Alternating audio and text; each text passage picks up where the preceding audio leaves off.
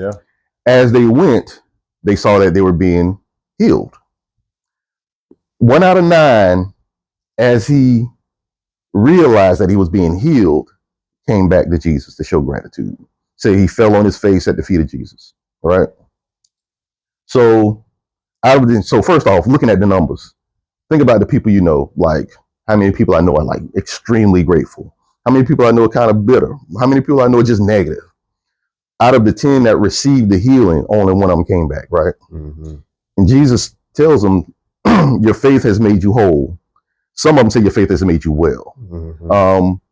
But I know, using the term your faith has made you whole, he used that a couple other times. One time when he healed the blind man, and the other time when he healed the lady with the issue of blood.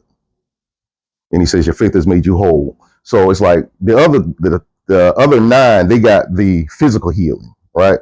But the one that came back, he received the blessing of being made whole. Because the physical healing, I don't have this skin condition no more. Mm-hmm. Versus, my soul has been healed. You know what I mean? I'm complete now. Yeah. So like I said, it's a short one, but I really like that. Yeah, I found it. It may be in Mark as well. The one I just found is in Luke. Yep. So it's in both of them. Yeah, Luke 17. This one is Luke 17:11.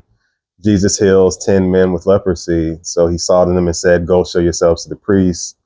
One of them was healed, came back, and rise and go. Your faith has made you well. And this is the NIV. Yep. So yeah, it's a nice short story, but it's right there, and it's Luke 17:11 through 19. Yep. And I believe it's Mark 9 also, because we're going through it, and we're going through Mark. Okay. At the job. Yep. Yeah, man. So in the Synoptic Gospels, 90%. Matthew, Mark, and Luke have some overlap. So which is awesome, man, because getting to see it from different point of views. That's right. You're supposed to give me that. I got it's right. I think it's right. Yes. Yeah, I believe I'll let you take a pic. Yeah. And I did have one other one that I wanted to jump into. I actually took a screenshot because this is the book of Acts. Yep. And this is Paul and Silas. Paul, Saul, one's before transformation, one's before Acts 16. Yeah. So Paul and Silas, their own mission. And a lady, she basically demon possessed, but she's able to basically tell the future. So her handlers, she's a slave girl. So her handlers make a lot of money off of, because she knows what's going to happen or whatever, through this possessive spirit. And so as Paul and Silas are coming through, she's just like, not mocking them, but she's harassing them. Like, these men are men of God. You know what I mean? Like, these are servants of the Most High. And they're like, they get fed up. And they're like, come out of her, you evil spirit. And the spirit left. So the lady, because I think they call it a spirit of divination. I think that's what they call it. Okay. So she could no longer, see what's going to happen. So of course her handlers have now lost money. So they take them to the magistrate. Like, these Jews, they caused a whole bunch of ruckus. Basically, just blanket claims, nothing. They end up getting flogged. Basically, they got stripped and flogged. So that means they took their clothes and they beat them with rods. Then they were put in jail in the stocks. So, their ankles are locked, whatever. And it says at midnight, and this is what I'm gonna start reading. So this is Acts 16, verse 25. About midnight, Paul and Silas were praying and singing hymns to God. Stop playing around. Stop playing my emotions, Smokey. And the other prisoners were listening to him. Suddenly there was such a violent earthquake that the foundations of the prison were shaken. At once all the prison doors flew open and everyone's chains came loose. Wow. That is something. Yeah. Jailer woke up when he saw the prison doors open. He drew his sword and was about to kill himself. Because if you were guarding somebody and they got loose, whatever their sentence was, you had to face that sentence. Oh, really? Yes. Okay. So if you're guarding somebody who's, on trial for murder or whatever, and they get away, then you're gonna be held for that. Okay. Yeah. That's why Paul shouted, "Don't harm yourself. We're all here." But man, like after being stripped, beaten, jailed for no reason, they're giving praise to God. Wow. Yeah, man. If that's not gratitude. That's right. And it was in the midst of a situation that seemed hopeless. Yeah. It was the praise and the gratitude, and then things changed. Exactly. It's the catalyst. Yeah. So at once, all the prison doors flew open. I like those words, like instantly, straightway, things like that, where it's like immediately. Yeah. Yeah, man. So in this one, like you said, it's in the darkest moment. Yeah. And in Jonah's, it was being out of communion with God and being in straight rebellion, you know, giving that praise can turn things around. That's right. Yeah. And get you where you're supposed to be, your appointed place. That's right. In short order. Yes. Immediately. Straight way. Do not pass go. Is it? Do not collect $2. That's it. That's so right. Yeah, man. Those are some real good ones, man. And I wanted to use the book of Job. It's a lot in Job, though, man. Yeah. I mean, like Job is Solomon before Solomon. Mm-hmm. Like Job is loaded. Definitely. They talk about like how I got it written down because so in the beginning, like in the first chapter, I believe he lost all 10 of his children. He had 7,000 sheep that were lost to fire from heaven. He had 3,000 camels that got taken from him by the Chaldeans. 500 oxen and 500 donkeys that were taken by a gang of Sabaeans. And all of this, and he got all this news right after one after the other because hey man, something happened. The house fell on your kids. Then another guy ran up. Hey man, I just came from the field. You just lost all your oxen. Never come running. You know what I'm saying? Just lost all your donkeys. It's like life. Yeah, the letter in life. He was reading the letter. He's like.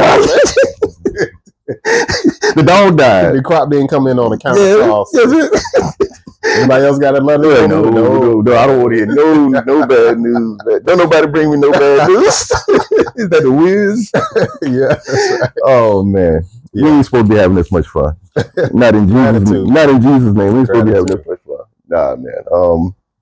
That's cool, man. But yeah, those are some very pointed books of the Bible. Well, even I say stories of the Bible. You know, because these aren't even like the complete stories. Like these are just pieces of it. Pieces. Yeah.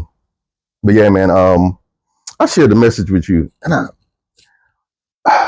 I'm trying to remember the exact wording, but like gratitude is the framework of your perception of the quality of your life. Okay. Yeah, because if you don't have gratitude, you can't appreciate all the things that God has done. Any of the things, God has done. Just waking up. Agree. Waking up, being able to stand on your own feet, use your hands just to brush your teeth, being able to taste the toothpaste in your mouth, being able to see when you wake up. That's right. In those small things that we don't even think about because we're on autopilot. Yeah.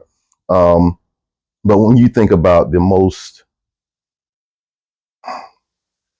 appreciative people, like you can give them the smallest thing and they're thankful and they're grateful. And it's just like, man, I need some of that. You know what I mean? Yeah.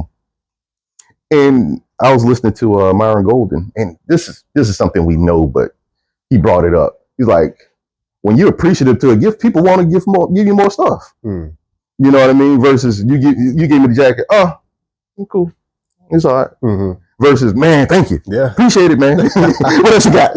No, man. Please, man. Yeah. But like the more appreciative you are when you receive a gift, the more likely someone is to bless you with another gift because they know you appreciate it. We didn't even plan on doing this. So I'm into guitars, right? I have a stupid amount of guitars, like way more than I should. It is what it is. I find them on deals, whatever. I don't spend a lot of money on them, but I got a lot. A guy at the job kind of picked up on my passion for guitar, right? Because we talk about it, and he sees that I really enjoy it. Yeah. And he had this acoustic guitar at the house. He used to do lessons when he was a teenager, but now the guy's in his 30s or 40s. I think he's in his, I'd say mid 30s. He's in his mid 30s. And he's like, man, I have a guitar at the house. It's like, it's just sitting. And he just gave it to me. And I may post a picture of it. I mean, it was a nice guitar. Oh, wow. Yeah, because, and it's just like, I know somebody's going to use it. I know somebody appreciates it, and yeah. So, yeah, man, and stuff like that happens on a regular basis. I had a guy, his son plays baseball with my oldest son. Mm-hmm. He had so if you're familiar with guitars, like the electric guitars, you got a Stratocaster, you got the Telecaster. Stratocaster, think Jimi Hendrix, rock and roll. Mm-hmm. Telecaster, think honky tonk, country music. Mm-hmm. So he had a mini, so this is just a little bit shorter Stratocaster. Mm-hmm. And he had bought it for his son. It's just sitting in the corner. But because he picked up on my passion and he's like, man, I want to give it to you. He didn't wasn't like, man, you can hold it. He just gave it to me. Wow. And and also, I mean, we have history, so he knows I'm appreciative. And he didn't think twice. Wow. So yeah, man, like when people see that you're appreciative, they want to bless you. Yeah, they remember that about you. Don't try to use it. Don't try to fake like you're appreciative just so people give you stuff. Yeah. But I mean, it goes hand in hand. Yeah. Yeah. So I was going to mention one other practice. So we talk theories, but we also talk practice. So speaking of gratitude journal. I've mentioned it before on the podcast, but this is something that I've gotten away from it. I've kind of slipped on a little bit, but every day it only takes a few minutes. I got this off of Amazon. I think it was like $5, $6. So just if you're interested in working on your gratitude, this is that's why I got it. It's not because I was great at gratitude, but because I wanted to develop gratitude. So every day it's really short. It's today I'm grateful for, and it gives you a spot to write in some different things. How will I make today awesome? Just another place to write in some stuff. And then some positive affirmations. And then at the end of the day, so what little things made my day? What did I learn from today? And then what are my goals and plans for tomorrow? So it's something that I do, and I'm on my second one. It takes me, this is a 90-day journal, but however long it takes, it doesn't matter. So I just keep coming back to it. A few minutes every day just helps to develop an attitude of gratitude or a spirit of gratitude. Absolutely, man. So anybody interested, different versions of it on Amazon. This was one of the cheaper ones. So it's all paper. It works, right? It's paper. It works. So, but it's something I actually do in practice. Awesome. So you do that in the mornings? Yeah. Okay. Yeah, I definitely do it in the mornings. What I've noticed is I forget to do it at night. And things happen. Yeah. It's like, I'm gonna work out this evening. Everything's happening. Yeah. So yes. So if I forget it at night, the next morning I'll just do the reflection from the night before. Mm-hmm. So, but I try to do it every morning. I try to. Sometimes it's real simple. It doesn't have to be anything elaborate. So I just try to get into this habit of being grateful earlier in the day, if possible. Do you think the practice of gratitude is something that's lacking in the body? Yeah, absolutely. Yeah, absolutely. I'd agree. Yeah, from the folk that I know, I'd agree. People I've been around.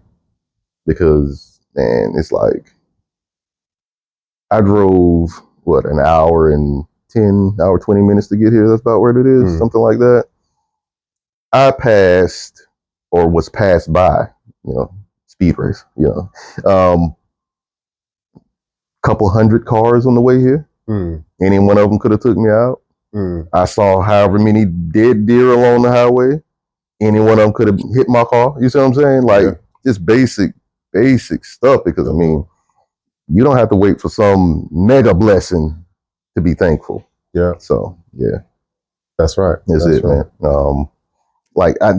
And we talked about legacy on the fatherhood episodes.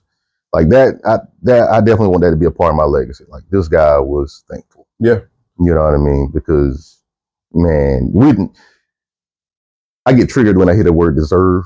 Because it's like, dude, we don't deserve anything. No. You know what I mean? Like, what old boy said, I'm living a freaking hovel. If you live in your hovel, you be thankful for your hovel. Yeah, man. Right. So that's it, man. You got any closing remarks, man? No, just grateful, man. Grateful for the year. This past year, we've been doing this. We're going to continue to roll and go back and check out last season, early episodes. We got incredible stories. Check out the websites.